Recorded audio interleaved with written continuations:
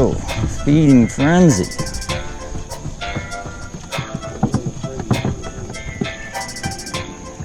Ooh, this is a decent fish. Oh yeah, look at that.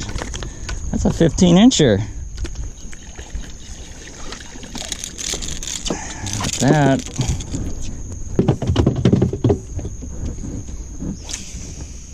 That's 3 already, man. They're ready, man. We just got out here in Hopedale. Look at the shrimp are totally being busted in this bayou. There you go.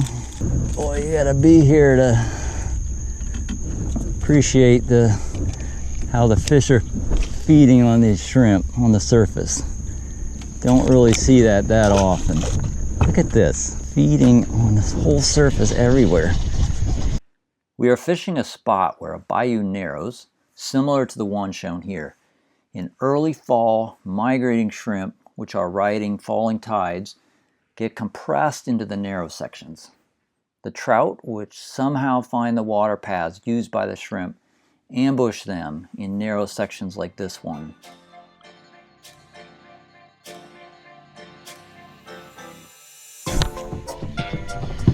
There we go. Another keeper.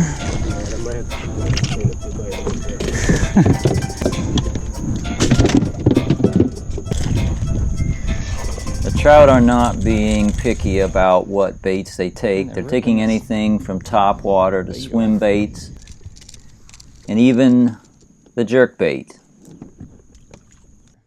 It's hard to find schools of trout in the early fall, and today this is the only spot where we found concentrated trout. But a spot like this on the Shrimp Highway will repeat from year to year. Check out this video from the same time last year and you'll see that I'm catching trout at this exact spot. I'll link to that video at the end. See if oh, they like the jerk bait. There's two casts and 2 fish.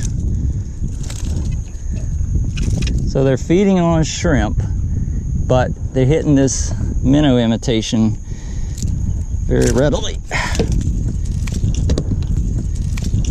Okay, go home. Yeah, there you go. Now, right there is a jellyfish, which I associate with higher salinity water. Man, this is definitely only a jerkbait bite. This isn't just... Man, you got yourself all messed up, dude.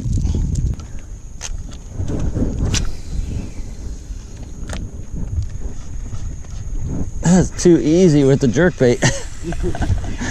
Where you hook them with these treble hooks, and the hookup ratio is a lot better. And the fish are decent sized.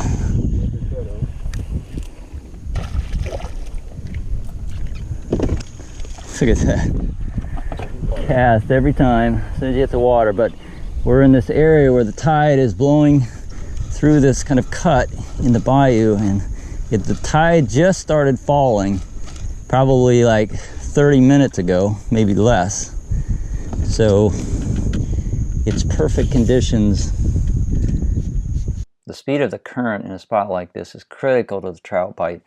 One bait shrimp is about 7 calories of energy, so a trout has to expend less energy than 7 calories to catch it. If the current becomes too strong in a narrow section, feeding becomes too high of an energy expenditure, and the trout will have to move elsewhere. That's why in strong tide conditions, I typically target lakes and bays where the water velocity is lower. Oh, what do you got there? Ooh. Nice. Working the bottom. Ouch. Another one.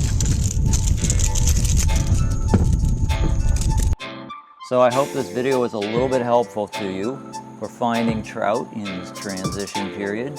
Hit the subscribe if you're not a subscriber so you can keep up with what I'm doing, and I definitely hope you can get out there and catch some trout.